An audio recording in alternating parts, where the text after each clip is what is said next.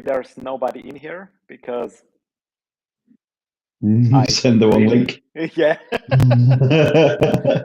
Oh no. Let's see how long it takes for people to figure that out. You have got 2 streams scheduled. 3 streams scheduled. Yeah, wait. 4 scheduled. Wait, let me. Oh It's no. like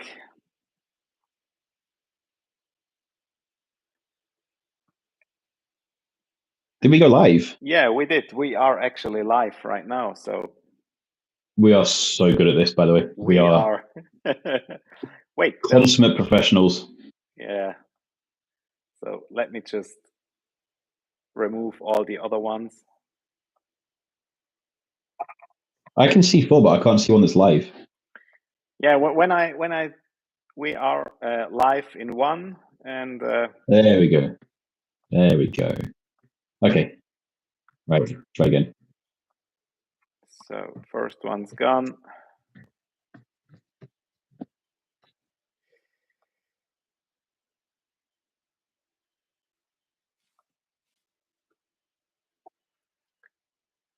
We're working on it.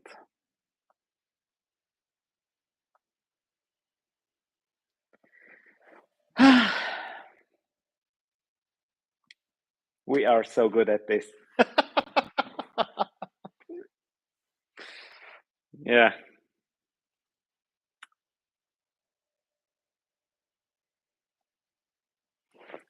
So I think some people actually realize that we're on the other stream. My camera is super slow right now as well. I just noticed it's really laggy on the stream. Yeah. I don't know what it is, but maybe it's because I set up quite a few.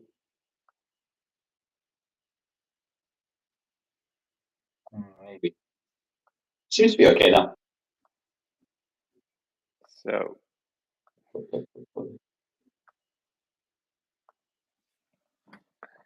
yeah, but probably should. Every other stream should now be completely deleted. And people think they are so idiots, and we are. I am. Yeah, that works. Thank you, Chloe, for letting us know. Thank you. Appreciate it. Yeah. I'm gonna cut every other stuff. How do we let everyone else know? Can I create a story on my PC? I can't. Yeah. Well, it is what it is.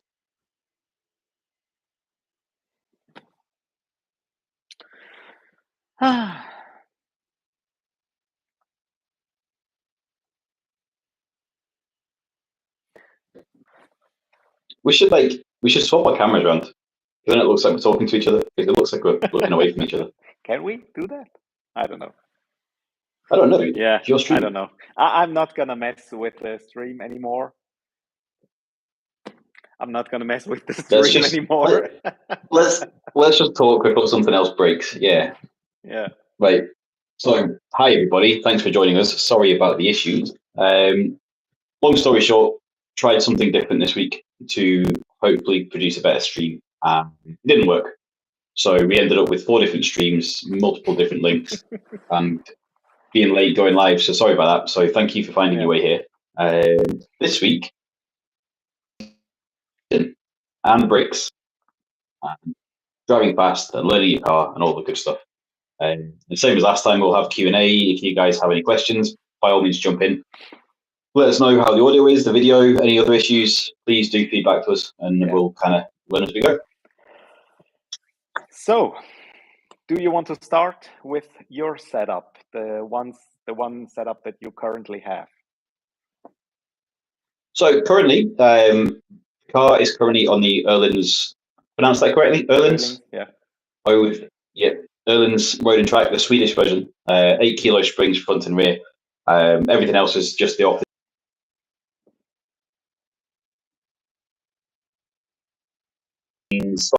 cars, which I need to see look at picking up adjustables just to help that in a bit more. I've got adjustable length drop links to help with roll centering, so with distributed mass.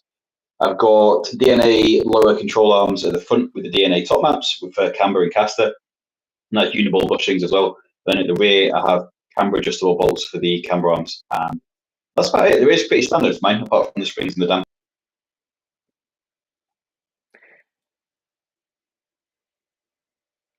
Are you finished? Sorry, I couldn't hear you.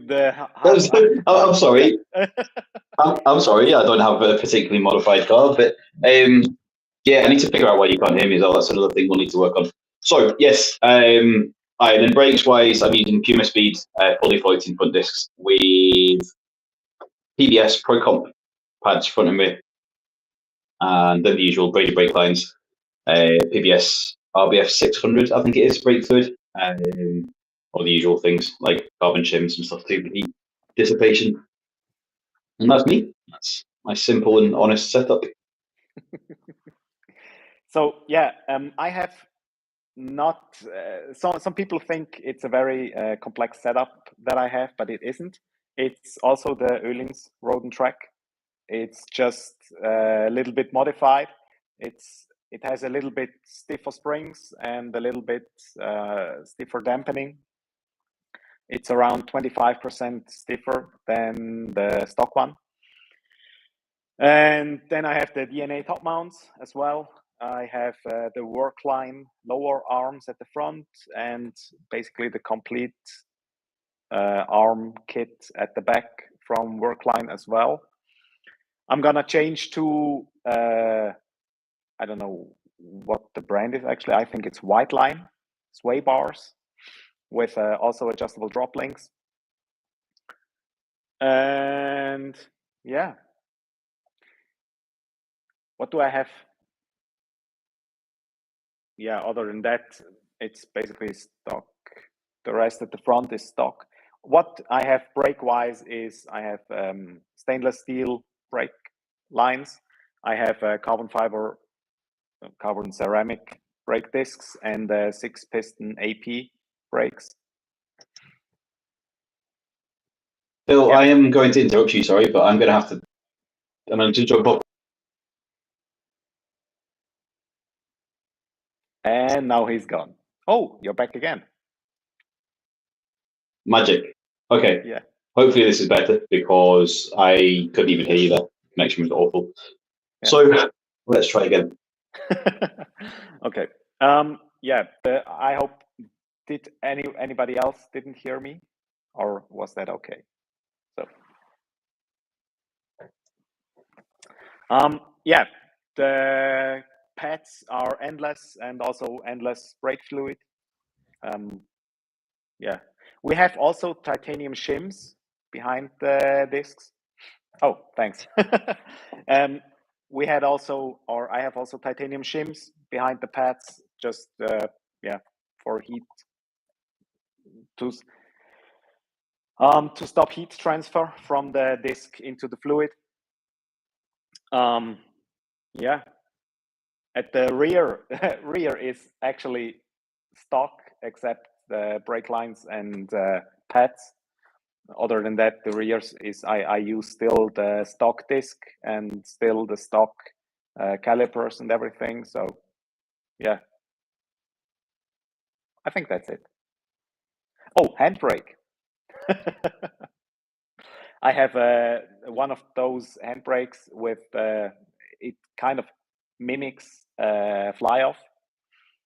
So, but I don't actually use it on track. I don't know if you use it. Do you use your handbrake on track? No comment.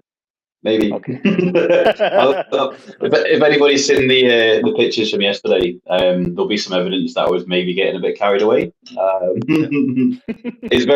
It's very tempting. I found, obviously, I make them. You've obviously got a different one from, who's the company that makes yours again? What are they called? I don't remember.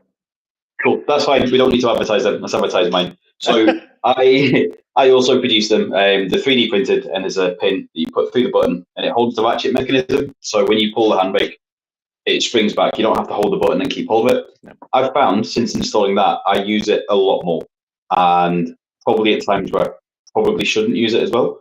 But I had to test the product, I had to develop it, so I had to make sure it worked properly, and it does. It works really, really well. That's a very fun thing. I don't think it makes it any faster on a track, but if you find yourself a nice quiet road or a quiet bit of track or a skid pan even, it does make it a lot more convenient to use. So let's say I produce them. If you want one, Phoenix Composites, the company I make, shameless plug for me. But if you do want one with the GR Yaris though, let me know, because I can get them knocked out within a day. And the fun with upgrades. But also, I was watching a video from AJ Clubsport earlier as well.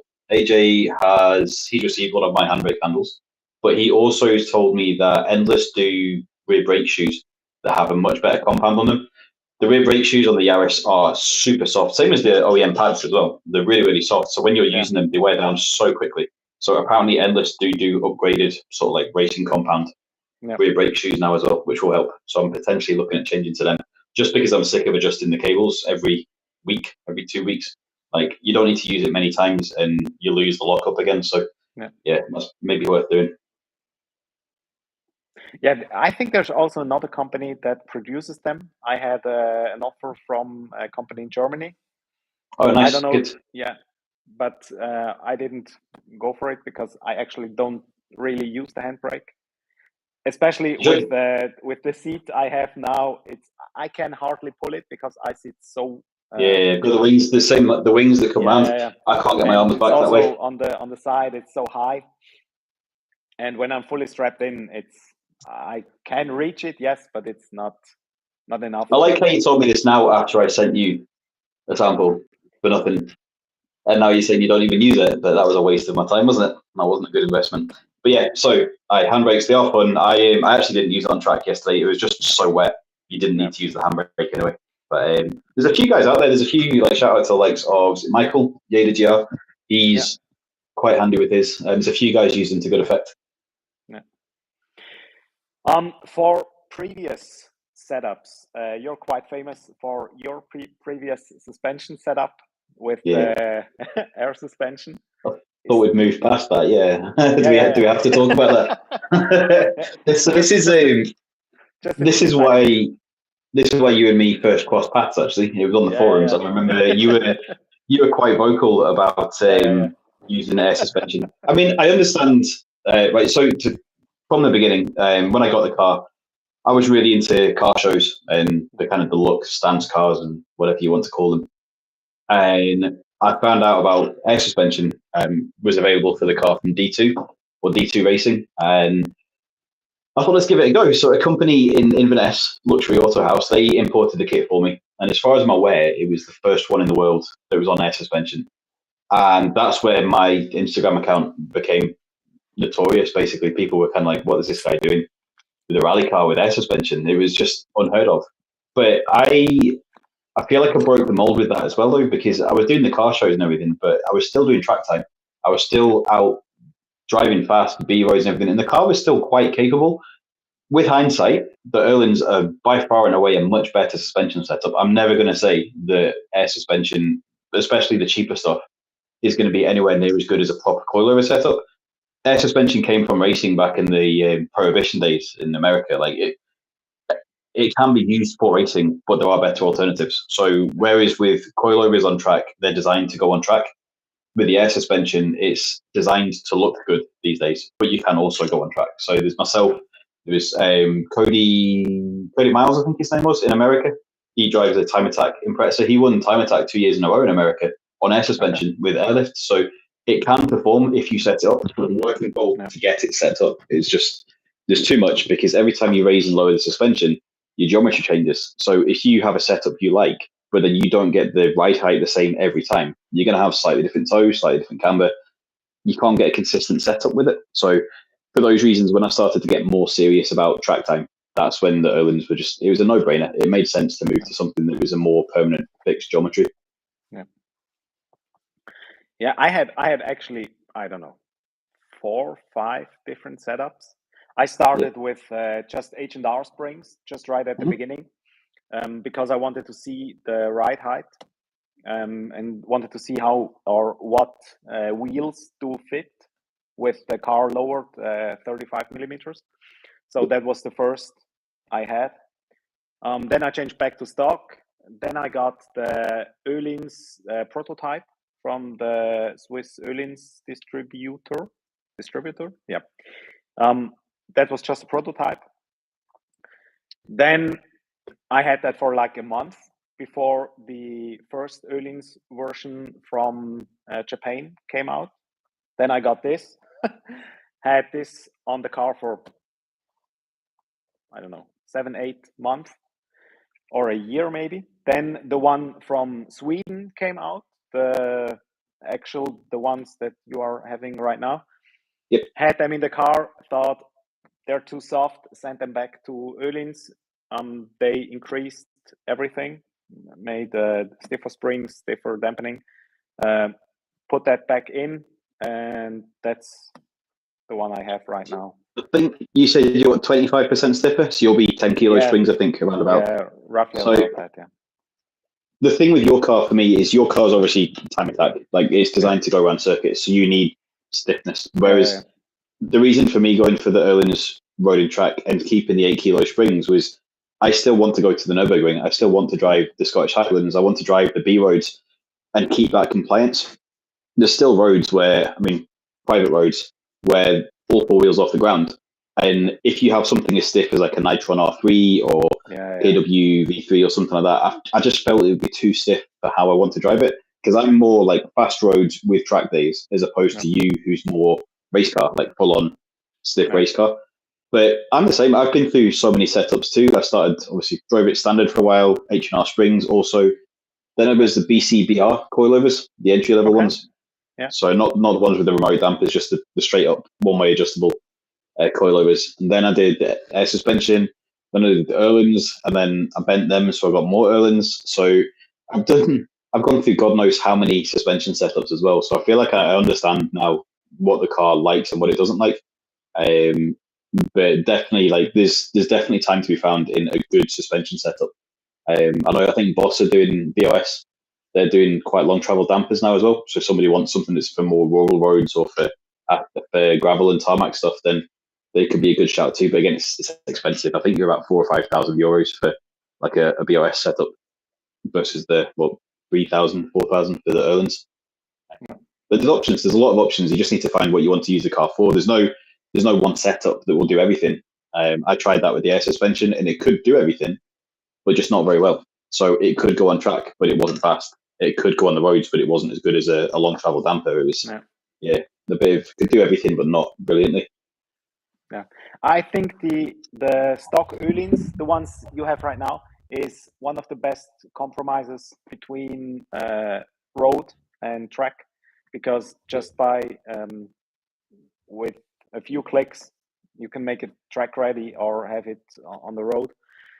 Also, we installed like, I don't know, 20 different cars, and we had the KW, the V3. That's also quite good, honestly. For on the road, it's quite comfortable. You can have it quite comfortable, but it's also stiff enough if you for an occasional track day. And it's in Switzerland. It's about 1K cheaper than the Öhlins. Oh, really? That's substantial. Yeah. Do you have any experience with AST? I know String Theory in the UK are doing which series is it now?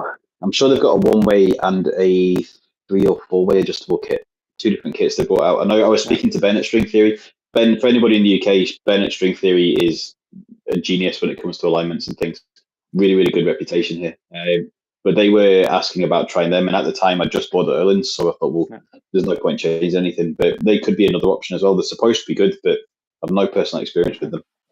No, none at all. We have also one set of H&R installed. Daniel. Hudson. He's racing them, and he's quite happy with it. Then we installed some Nitrons, KW Club Sport, which is also very, very good. It's, for me, the Club Sport is, if you drive the car still on the road, I think it's too stiff, too hard to drive. For on track will be all right. I mean, it's a KW for 4.5K, so should work. H&R and Nitrons, yeah, and one or two other. What did you say at the beginning? Your first one, a BC. BCBR, BC. yeah, they do. Yeah, we had one of those as well. Because they do the ERs as well. I know Dean Clark, who does quite a lot of track use in the UK, he's just gone for the ERs. I think they get them supplied through Fensport, I think, with the remote reservoirs. So they're a step up. But I think the BCBR, they're about £1,000, and they are. It's a bit cheeky saying entry level, because at £1,000 they're not entry level. Like, that's still a significant amount of money. But compared to something like the Erlins or the Nitrons, they are a different class entirely. I think they're designed more for somebody who wants to do a bit of track time, a bit of adjustability, but they're never going to be really, really quick. Also, do see the questions coming in as well. We'll try and get through as many as we can. Want to try and keep the questions suspension related this time too, rather than a general Q&A. So I know the bar Nero. Suspension and brakes related. Brakes here. Armrest question. Do you want to touch on that, Phil, whilst it's in the chat? The comfort armrest. 1 second. So. Right, whilst we're waiting, stock suspension is good enough for track and everyday use, absolutely. There was cars out on Knock Hill with me yesterday that were completely standard. It's still a really capable car, very capable car. The stock suspension is still quite high.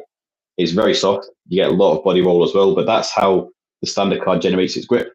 So there's absolutely nothing wrong with driving a standard car on a track, and it will still set good lap times.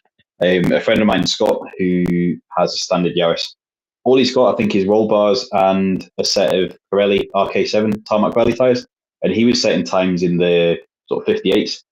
It's taken me, without having good tyres, like obviously proper rally tyres, it's taken me an extra 100 horsepower and coilovers to match those kind of times. So the standard car is very capable still. Good set of tyres on that and a good alignment, and yeah, you'd be lapping. Yeah. So yeah, I think we stick to the suspension questions. Tyne Flex EDFC Active Pro. I don't have any. Actually, I don't have any experience with the Tyne, to be honest. I had Tynes in previous cars, and also we installed it in different cars than the GR. Yeah, I don't know. I think Tynes for me were, from my days drifting and things, people used to fit them because they were relatively cheap. And these are just like not even adjustable, just height adjustable, and that's it. You fit them to a drift car because they were cheap enough. The active stuff like the EDFC, I don't know much about it personally, but I presume that's going to be similar to the tractive stuff with active remote dampers and things. Yeah. It sounds like it anyway. I know Tractive. I've spoke to them at great lengths about potentially getting the stuff on my car. Great bit of kit, very, very expensive. If the Tyne stuff's similar to that, it could be useful, but what I would find personally is I would find a setup that I like and then never change it ever again. An example of that is I had an i30N before the GR Yaris. Great car. All this adjustability, you could adjust the exhaust noise, the damper stiffness, everything through the dash. But I only ever set it to one thing that I liked, and then I kept it at that forever. So after that initial setup, I would never change it. So for me, would you spend the money having an adjustable setup if you're not going to adjust it anymore once you've got it dialed in? And if you're going to do that, save yourself the money and just get an analog kit that you can just set up once and set it how you want it. So I don't know, but in terms of the Tyne stuff, honestly, no experience whatsoever with that stuff. Sorry, can't answer that one. Yeah, me as well, especially when it comes to the GR.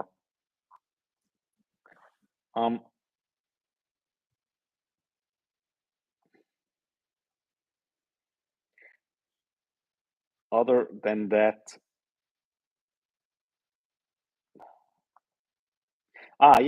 we haven't talked about brake cooling. Correct. Well, I think we touched on the shims briefly, but not everything else. For me, brake cooling, especially with the stock brakes, is quite critical, especially when you have when you drive the car on track, because I think you melted your dust boots already once or twice. Yep. Mine were destroyed. Yep. Yeah. So you might want to look into getting some air at the brakes.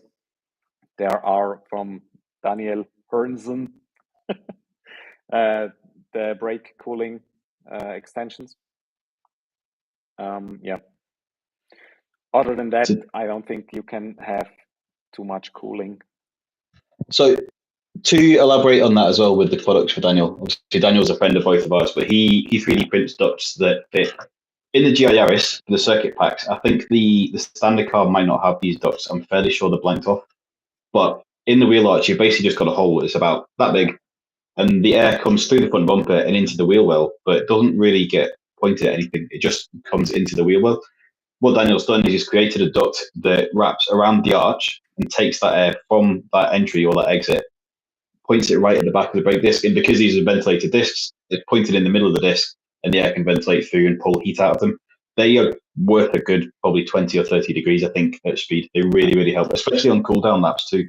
And when you back off, keep you obviously coasting at speed, the extra air really helps to cool them down before you come back in. Very, very good product. I think quite reasonably priced as well. Yeah, they're not too expensive.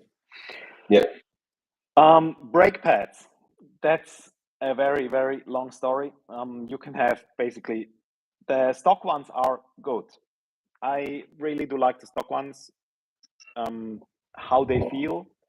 But we had a customer that burned through a set of stock ones on a hot summer day in a half a track day.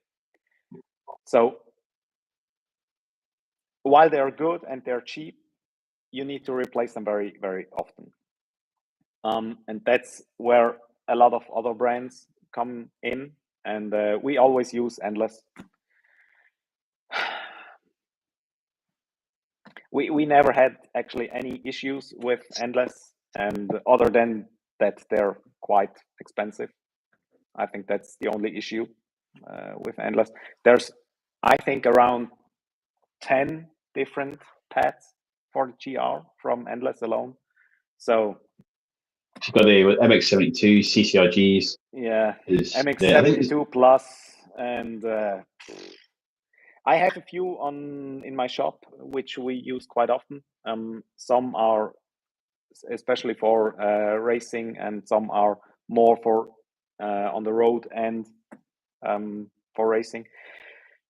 If you're going to track the car maybe every 2 or 3 months, or maybe twice a year, it could be a solution to have the stock pads and also a different set, and then just change them before track day. Because I had my Endless during winter, and while they are quite good at lower temperatures, as soon as it got really, really cold, you could feel it needs, I don't know, a few tenths of a second before it actually starts braking when everything's really, really cold. So when you change to the stock ones, they're much better when it's cool or when it's cold outside. So interestingly, yeah. I had those the CCRGs you sent to me. They were good on track, great on track. I actually gave them to, I believe it was Lewis as well, Power Mechanical in the chat. Really good pads. I only kind of half wore them and then sold them on, because then I spoke to PBS in the UK, and they do a set called the Pro Comp for the GI Yaris, and they are not road legal, so you don't use them on the road. But if you find yourself accidentally ending up on the road, I'm actually really impressed with the initial bite on them. I actually preferred them to the Endless pads, and they are probably about half the price as well. And I think a full set front and rear is about £250 or something. Okay. I've been using them now for the last, well, in fact, all the track days this year, and the initial bite on them is really, really nice. I prefer them. But there's so many nuanced differences, though. It depends how you like your pedals. Some people want a strong initial bite.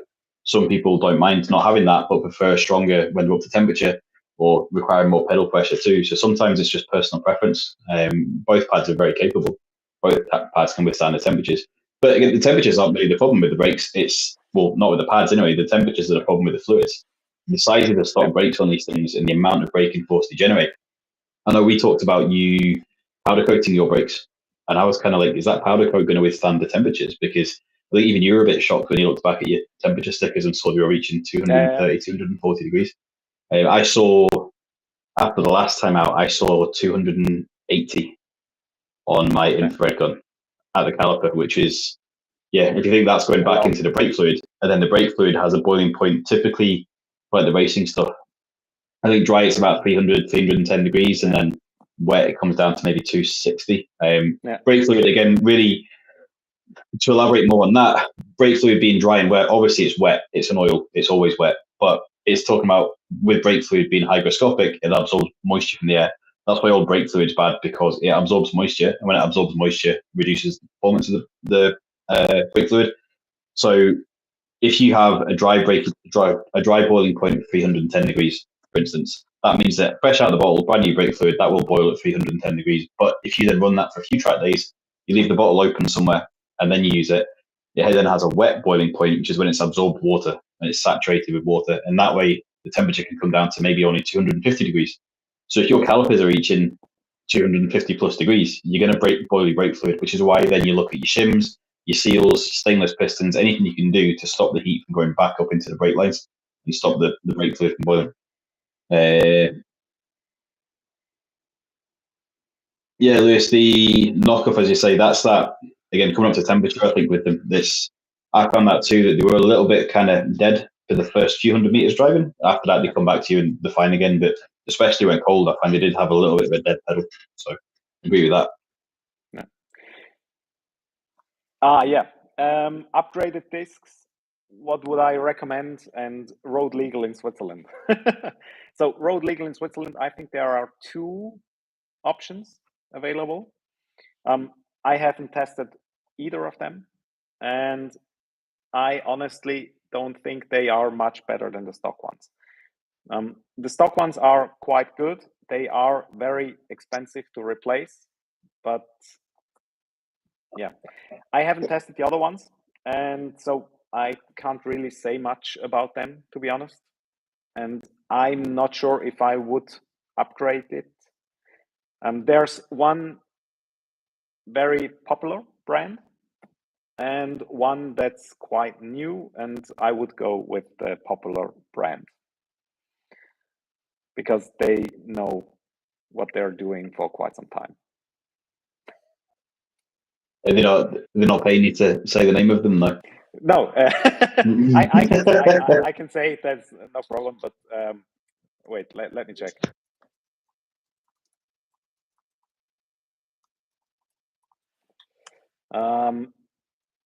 I don't know, gyro disc. Oh yeah, no gyro disc. Yeah. I think they're quite popular in Australia, I think. Yeah, and they do that for quite some time. So if you go, gyro disc, exactly. And yeah, I would go with them. If you want to change something, I would go with them in Switzerland because they're street legal in Switzerland. I think that's an interesting thing. Pads in Switzerland are not regulated, so you can have whatever pads you want. Interesting. Yeah, I think it's the only thing in Switzerland what you can or what's possible to change without any regulations at all. So well, yeah, because it means you'll be slowing down rather than going faster. So that's a good thing. That's what Switzerland wants. They don't want you to go; you want you to stop. Yeah. It's an interesting point you raised as well about maintenance, about just changing. Again, I don't speak many language, but ribing, I presume, talking about fully floating discs, so you can just replace the actual disc material and keep the bells. That's a good point because standard discs are stupidly expensive. I think we're in the UK £1,300, £1,300 for 2 discs, which is a lot. When I'm using the Puma Speed fully floating ones, long term, don't know about durability yet. I've only had them for a few months, but they seem to be okay. But it's £500 for 2 discs against £1,300 for 2 discs. So then you only have to replace the disc material as well. That's another big saving too. So long term, when your OEM brake discs have finally been worn away, maybe then change to something like that you can maintain for cheap as well. But OEM discs, I did 35,000, like say 45,000 kilometers on OEM ones, and they were fine. They still had life in them. So until that point, I wouldn't worry about changing them because I don't think there's really any benefit. Don Schwan-Schütten says, didn't like the height of the stock GR, installed KWB3s, lowered it front 30, back 25, anything to consider geometry-wise. So we we touched on this last week as well. When it comes to geometry, everyone has an opinion on what's right, what's correct. I have a setup I like. You have a setup you like. Anyone else as well. It's a case of learning the car and what works for you. Now, we could give you pointers and say, well, ideally you want maybe slight toe out in the front, neutral or toe in rear. We talk about adding caster at the front. We can talk about obviously corner weighting and things too. But yeah, what do you want from the car, basically? What do you want it to do? Do you want it to rotate more? Do you want it to be more stable at speed? Like, there's no right answer. As long as you've got an alignment which has got the wheels pointing in the right direction, you've got your thrust angle, your steer ahead is basically straight ahead. There's nothing weird with camber or anything too. It's all even. From there, decide what you like about it and then figure out what you want to change. And then do you need to add more toe? Do you need to add more camber? For instance, what tires are you using? Tires can affect your camber use massively. If you're on a semi-slip on track, you want, say, 3.5 degrees negative front camber. But if you're on a road tire, you don't want that because that's probably too much for road use on a road tire. So it depends very much on a lot of kind of accompanying factors as well. But again, if you have more information about the rest of your setup and you want advice, by all means, ask away and we can give you pointers. But what works for me might not work for you. Yeah, I have for clients that are driving on the road and going on the track maybe once or twice a year. We mostly go with -2 degrees of camber at the front, maybe a little bit more, maybe 2.2, and around 2 degrees at the back. But that's just for safety, a little bit toe in at the front and a little bit toe in at the rear. Toe in at the front? Yeah. Interesting. Yeah. Okay. Yeah. I'm also driving toe in at the, no, I'm not. I'm driving toe out at the front. Just a little bit. But not, yeah, just a little bit. Interesting. I started with toe out at the rear, but the car was yeah. No thanks. It's fun to drive, but I think we've taken all the weight out of ours as well because I think, do you have a racing battery as well? You do, don't you? Yeah. So all the weight in the back end is basically in that battery. So you put a racing battery in, take your seats out. There's no weight over the rear, and then having toe out as well would be quite lively, I would imagine. Yeah. So you want to go for the next? Should I? Yeah, I'll just pick up Don's just reply again saying, true thanks, but aside from settings, is there some hardware to compensate for the change of height? So ideally, on a Yaris, there isn't much you can change from stock suspension. You have no caster adjustment, no camber adjustment, front and rear either. You have toe adjustment, and that's basically it. What you'll find from lowering is that your camber at the rear will start to camber more because of the trailing arm design. You may want that camber, you may not want the camber, but ideally something to just camber front and rear will help. And you can start that by using like PowerFlex. They do the eccentric bolts. Cheap option. They're not great, I don't think, for heavy track use because I find the bolts can sometimes shift. They're not great at staying where you want them, so sometimes they need adjusted every now and then. If you wanted to spend more money, you've got the DNA top mounts, and you can get things like Berkline adjustable arms. You can get front and rear as well, but then they could be camber, toe, caster. You can get eccentric bushes. What you would want to do personally is add things that will give you adjustability, and then from there you can dial it in. Because as it is, all you can really do is height and toe, which isn't really dialing it in where you want it. But definitely look for camber adjustment. That would be my probably biggest suggestion. Get camber adjustment first, whether it's bolts or top mounts or something. What would be the first mod when upgrading brakes for track use? Yeah, the first mod for upgrading brakes is, for me personally, it's stainless steel brake lines. Yeah. That's the first mod I would do, and the second one would be the air cooling channels. That would be the second one, the ducts, yeah.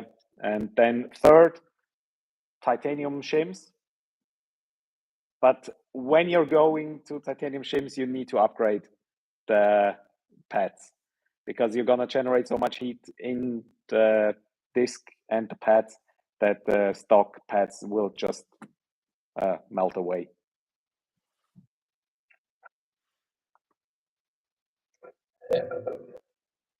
Yeah, no worries, Don. Happy to help. Sorry, just reading more questions. Sorry about the awkward silences whilst we look through them. So, track pads, the Bar and Nero, Does the trackpad wear down faster than the disc? Yeah, absolutely. It depends how coarse the compound is as well. You can get carbon pads, you can get high iron content pads. There's all sorts of things that could affect it. The PBS pads that I've got, and I think the Puma Speed discs are possibly a little bit softer than OEM as well, because I've noticed that I am getting a lip forming on the edge already, and that's just from 3 or 4 months of use. So the heavier duty pads will wear the disc down, definitely. They'll abrade it more. It's friction at the end of the day. If you're rubbing two materials together, something's going to grind down. And the kind of harder the pads you get, I find a lot of the time pads that are designed for higher temperatures tend to be a harder material as well. They will eat through pads quite a lot quicker. Whereas the OEM attitude to that seems to be, oops. Oh, just a second. Wow. Just kicked something off my desk and all hell broke loose. Okay, so yeah, so the OEM approach to that is to have soft pads. If you have soft pads, they're the consumable item that's cheapest to replace. So your pads will wear down quicker. But if you then change and put a harder pad in, you start then wearing the disc down, and the discs are more expensive to replace. So car manufacturers would rather have a softer pad, but track pads are a lot stronger yet. Yeah. What do you do with power steering failures? Got that a lot after increasing negative camber up front. Honestly, I didn't have any power steering failures whatsoever. Never. Even with 255 semi-slicks and now with big aero, I never had any power steering issues. Nope. I actually also don't have any clients, as far as I know, that had power steering failures. But I know there are people actually, who had. I'm not sure if it's power steering failure or it's something else. I never experienced it. So, did you ever had it? Yes, but I don't know why. I had it once, and it was just a random thing where I switched off and back on, and it worked fine again. Yeah. Now, I know from being in TechStream, all of these modules are all interlinked. So things like your power steering wheel angle sensor, you've got ABS module, traction control, like the what's it called again? All drive controller. These are all linked together. So sometimes if you have an error on the canvas for any of these, it can affect all the systems. So that power steering error might not actually be an issue with the power steering. It might be an issue with another module that doesn't like what's going on. That could be steering angle. If your camber's, again, I don't know what your current situation is, Kermo, so I don't know obviously what your alignment settings were. It could be something like the camber's been set so extreme, but the toe's off, and then the steering wheel angle sensor doesn't like the fact that when it's trying to use things like lane assist and stuff, the steering's not behaving how it's expecting it to, because again, I can't remember if you're on an aftermarket ECU, but for the stock ECU, I know that the lane assist and the way the camera reads the lines on the road, it has a certain amount of steering angle that it adds to correct where you are in the road as well. If your alignment is wildly different from what it's expecting, I have heard stories that you can then get issues with things like power steering because it doesn't know how much it needs to correct to put you back into the middle of the lane. I'm not massively detailed on the OEM system, so I don't know exactly, but I have seen how interlinked they all are. So it might not even be a steering thing, it might be something else. It could be like the radar or the cruise control or something that's having an issue with it too. So I couldn't say apart from that, but it could be anything. These cars are so complex. Like I've seen issues with these where you think it's one thing, you go down that road, but then you realize it's connected to 5 other modules, and it's actually an issue with a fuse that's blown for something completely unrelated.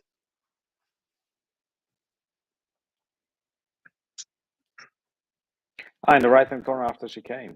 All right. That's neat.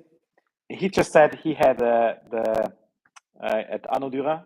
That's what you were, wasn't it? A few weeks ago. Yeah, exactly. I just uploaded the video there, and after the chicane, the long right hand. Phew. Interesting. Yeah, but actually, I never experienced that at all, so I'm not. Is there help there? There's a bump. There's a bump in the middle of the corner, and maybe that sets up something. So on that, I was about to ask if there was a bump in the road, because at Knock Hill, after the main straight going clockwise, there's a right-hand corner. It's like similar to the corkscrew at Laguna Seca. It's less extreme, but it's the same idea. There's a corner and then a dip, elevation change. And under compression, I found I was hitting the bump stops. But what that was doing was loading the steering up really heavy. So as you're turning, it feels like you're fighting the steering just because it was fully compressed. So it could be if there's a bump there that it's not the power steering that's gone off. It could be that there's weight on the suspension, it's binding up.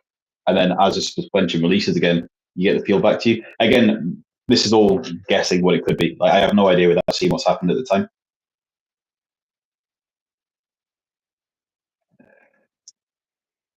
Debar, again, ahead of people swapping for beefy. Debar, you have a lot of questions, mate. I'm going to start charging you for the next one. But ahead of people swapping for beefier sway bars, but in my opinion, they already feel quite good. Would you say it's worth it? So, yes and no. I think for stock suspension or softer coilovers, the standard sway bars are absolutely fine. Yep. Again, personal opinion. When you go to stiffer coilovers, I'm at a stage now where I don't want to go stiffer on the springs because I said I use the car on the road as well. So I do want to take out some of the sway in sort of medium to high speed corners.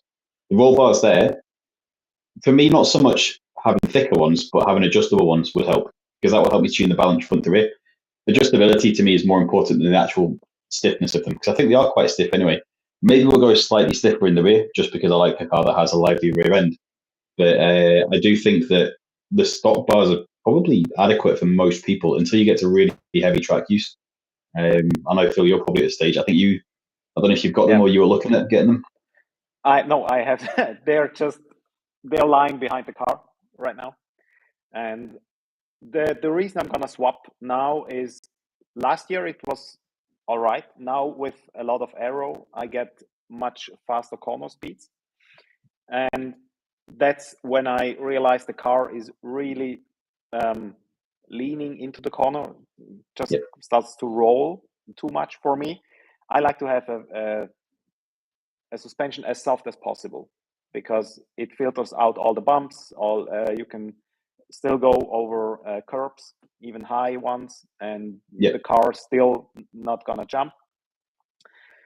But now it's rolling too much for me, so I'm gonna install sway bars because I don't want to have stiffer springs or dampers because that's actually pretty fine. So I just want to get rid of the rolling, and that's where the sway bars come in. To elaborate a bit more, like roll bars seems to be a hot topic of conversation at the moment. But so there's two ways you can dial out roll effectively, or two major ways you can. You can either stiffen the springs, which will stiffen everything. So it'll stiffen your bump, your rebound, it will stiffen absolutely everything on the car. Or you can just stiffen the roll bars, which will basically counter the actual body roll, the weight transfer.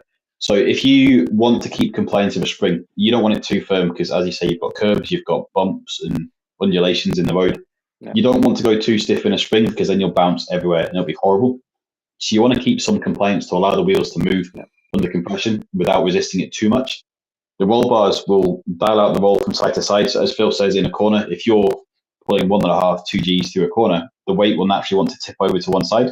That's all the roll bars will do. They will basically dial out that roll, but they'll also give you compliance then from the springs from having a softer spring over the curbs. So there's two ways you can do it. A lot of people say go to a stiffer spring, but for me, I'm already at the stiffest spring I want to be at. I don't want to go stiffer because I'm happy with how this rides on the roads and things. I'm happy with obviously the transfer front to back of the weight. I'm happy with almost everything. It's just that little bit of roll. I just want to feel a bit more planted in the corners. So yeah, so stiffer springs or roll bars. If you want to stiffen everything, go springs. That's what most people recommend doing. If you're happy with your spring compression, then go to just the roll bars. But again, adjustability matters more because you could find that adjusting the balance from front to rear could be all you're after. You might not need stiffer bars. You might just want to adjust the balance a bit. Yeah. There's one guy who wants to know what happened to your rear differential cooling duct. What happened? I don't know. You lost it? There's your answer. It is an X duct. It no longer exists. I was fitting the wheels Tuesday. Yeah, Tuesday. And I looked under the rear of the car, and I've got an AirTech. It's like a plastic duct which scoops air up and then points it towards the rear diff. It was just single-sided. Half of it had been ripped off, and I'm not entirely sure why. So I believe something's hit it, and it's just basically it's two pieces of plastic that are bonded together.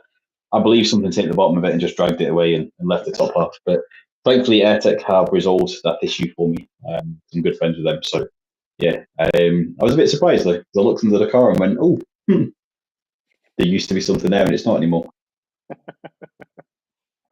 So yeah. Yeah. One says he loves the sway bars which we fitted with stock suspension. That was actually the first time we installed sway bars with stock suspension. I had just had a quick test drive with his car, but it felt all right. If you don't like the roll but want to keep the stock ride height, maybe an option for you. Yeah. It's followed up as well to say, could it be there's more understeer with the sway Yeah. bars? Had a lot of understeer on my last track day with the sway bars, but they also had cheap tires, so I don't know what the problem was. It's the cheap tires. I think Like, so. Yeah. it's the cheap tires. These cars can generate so much grip. As long as your alignment's fine, I would say it's the tires. And I've noticed, I mean, obviously I work with Tire Streets, so I have I've been using the Accelera 651s. They're mainly a drift tire. You can use them as a budget track day tire. But I also used the Nankang CRS yesterday, along with another tire, which I can't discuss at this point. But the difference in pace between the Acceleras and these are semi-slicks. They're still 100, 200 treadwear, similar kind of markets. But there's probably about a second and a half a lap of a difference between the CRS and the Accelera. And that's between a tire that was all right and a tire that was really, really good. So if you go from a cheap road tire to a good road tire, a good semi-slick, there'll be a huge amount of difference there. Understeer is so frustrating as well because it doesn't matter what you try. You can try and like tip the weight over, you can try and throw the back end in, but if you just have no front end grip, it's the most frustrating thing to have on a track whilst you're just waiting for it to turn in. So I would say start with the tires, mate. Absolutely start with the tires. Arthur, are we ignoring you? Have we missed something? I don't know. I don't know. Are we? No, I don't think. No, he never sent anything, and he just deleted his last message. So I'm not going to ignore you. GTO, yeah. Okay. very, very confused. I'm not. If I have ignored you, it's not intentional. I apologize, but no. Okay. It doesn't have a GTO anymore either. Yeah. Right. Cool. Anyway, yeah. No. So honestly, if you're worried about how your car's handling, try the tires first. That would be my suggestion, and then yeah. So yeah, subject of oil radiator. I think an oil cooler. Yeah, that's gonna be a thing of one of the next podcasts. Just quite quick. I think every oil cooler is better than stock. If you're gonna track the car, every oil cooler is gonna be better than stock. I mean, stock really doesn't even have an oil cooler as such. It's got the heat exchanger, yeah. That does help. But I mean, thing is, see with modern oils as well, though. Like people talk about 120 degrees being excessively hot. It's actually not. Like 120 is actually okay for modern oils, especially fully synthetic ones. You don't want to keep it there all the time, but these oils can see 140, 150 degrees and not degrade. So it'd be nice to keep things cooler, but then it's not, in my opinion, it's not the oil temperature that's the issue, it's the heat soak to everything else too, because the heat from that oil then gets put into the cooling system, and then your cooling system starts to run hotter, and then you start to heat soak the engine as well, and then you're down on power because your charge temperatures are also going up. So it's all related. So the oil temperature itself, for me, isn't an issue, but it's the effect it has on everything else would be the issue. So prolonged use on track, your oil temperatures go up, but then everything else starts to come up as a result. Yeah.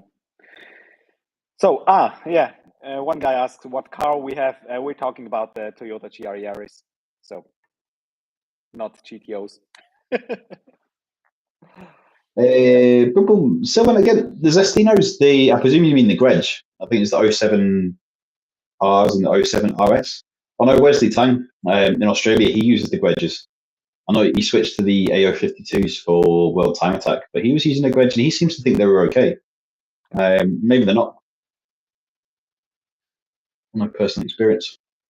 What do you want to do tonight? Do you want to sit and chat for 2 hours or an hour and a half, or do you want to? We've been on here for nearly an hour, so what do we do? Do we open the floor, see who wants to ask any questions, or do we? Yeah, have another? I think we're gonna do one last round of. One guy is asking if we're German, so let me just answer that question real quick. Nein. Ich komme aus der Schweiz, sitzt in Schottland. Ich spreche ein bisschen Deutsch, aber ich verstehe nicht. Genau. So if you have any more questions, just let it out, or any other than that, we're gonna. Do you know what? Let's see who's in here. Show of hands. Who's in here? Yeah. What should we do with this? What's that? This is what's that? Come on, Phil. You're really showing your knowledge here. This is a this is the piston for me, G16E. Yaris engine, Corolla engines up, well, a Yaris piston. What should we do? I'm thinking of doing a. This is totally unrelated. I'm just killing time. But do we make a clock? Do we make? I don't know. Suggestions for this. If anybody knows, drop me a message on Instagram. Let me know what I should do with them, because I have 3 and I'm tempted to make clocks. But you haven't paid for your other stuff, Bill, so you're not having a clock. You can pay for that stuff first. All the freebies that I've given you that you're not using. Fanatical Moser, sim racing is not my thing. Do you sim race, Phil? No. Nope.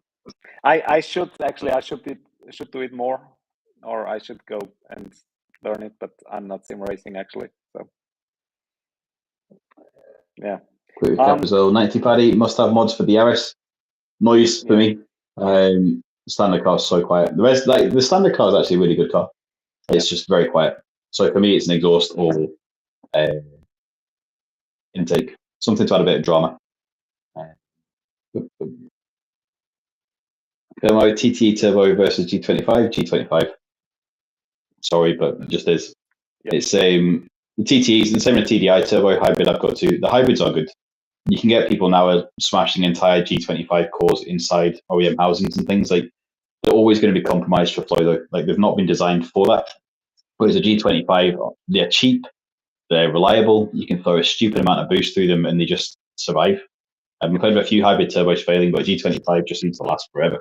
So definitely G25 for me. Bracing, you can get tons. How much is too much? What's beneficial, and what oversteps the bounds of reasonable? I'm not sure if the braces that are actually available really do much. Maybe top and the lower brace and one at the back helps a little bit, but they're not gonna add that much stiffness to a car. So I don't think you can have too much.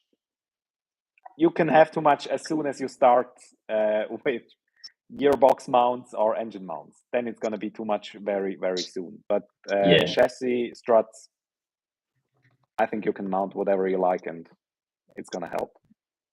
Why is the letter P coming out weird? I'm trying to write my Instagram name. It's weird. Yeah. So bracing. Yeah. Also, I think you want any movement you want it to be controlled movement as part of the suspension system. You want as little chassis flex as possible, because if you imagine your suspension system as a whole, so when you include your arms, your springs, your dampers, absolutely everything, your geometry moves as the suspension moves. I'm trying to think the best way to explain this. So things like as you turn a steering wheel, the actual relative toe of the 2 wheels changes as well as you move parts of the suspension. Same with the rear of the car. As you get compression, you actually change your toe from the back end as well, because as the suspension compresses, use my words, as it compresses, your toe changes at the rear wheels too, just by design. If you imagine on top of that, you've then also got the chassis or the body of the car flexing as well. You're adding unknowns into that, where the suspension has been designed, the geometry has been designed to account for these changes as it compresses and it uncompresses. But the chassis flexing is not something that you can really factor in. So if you want a consistent alignment, if you want consistent geometry, you need to remove as much chassis flex as possible and have all of that movement coming just from the suspension, which is a known variable. So for me, brace everything that you can. Whether or not you'll see that difference on track is probably open for debate. I know I've got an upper and lower front strut brace, and I can't say I've noticed a massive difference. For me, stiffness has come from other places, like the uniball joints, like the different top mounts and things like that's stiffen things up too. I don't think it's a bad thing to have them, but I think there's better places you can spend your money to see more noticeable improvements. Don as well as asked, Phil's not a big fan of bushings. What are my thoughts? Yeah. Is this about PowerFlex things then, and like slipper bushings? So I just want to say one thing about that. I'm not a big fan of bushes because the most flex you have are in the stock parts. If you look at the lower control arm, they Mhm. aren't very thick, so they bend quite easily. So if you have stronger bushes, I don't think that's necessarily going to translate to a stiffer overall chassis because Yeah. the control arm is still going to flex. So for me personally, I don't think you get that much more stiffness, or you spend money for something you don't get all the benefit you could have. It will help, but So yeah, yeah, I agree with that. And you put in basically extra load onto other bits that the bottom arms on these things are like paper, they're super thin. I bent both of mine. I did have a little excursion into a hedge, but it bent both of them. I think if you're moving some of that force from the bushes to the actual parts themselves, yeah, maybe they're not designed for that kind of loading. Don't have much of an opinion on that myself, but what I do have on my car is a lot of uniball stuff. So I have uniball, the DNA top mounts are uniball, the bottom arms are also uniball, the adjustable drop links are also uniball. So that's taken all the play out of the bushes. But the parts have been designed with that. They're a lot beefier, they're tubular, they're quite heavy duty parts. So everything's a lot stiffer. It's not just OEM parts that have had stiffer bushings added to them. The only thing that I will say that could be a good thing is, like with the lower control arms, Powerflex do caster adjustable rear bushes. They're obviously polyurethane bushes like the rest of the stuff they do, but they actually have caster adjustment. So for that, I think the bushing being stiffer would be a side effect of the adjustability that you want. But I don't think stiffer bushes for me is something that I'm really pumped for in suspension. Engine mounts, yeah. Gearbox mount, yeah. But suspension, I've not touched any of the bushes apart from uniballs that have come with all the other parts that I've added. yeah. Um, yeah. The question about the GPF delete, I think we're gonna answer that in another podcast. Just GPF deletes are illegal, Phil. yeah. They're So illegal, so we it's probably shouldn't recommend them anyway. But yeah. I don't think you should. A GPF delete wouldn't be in the top 10 first things I do to add more power to the car. I think there would be a lot of other things I do before I take out the GPF.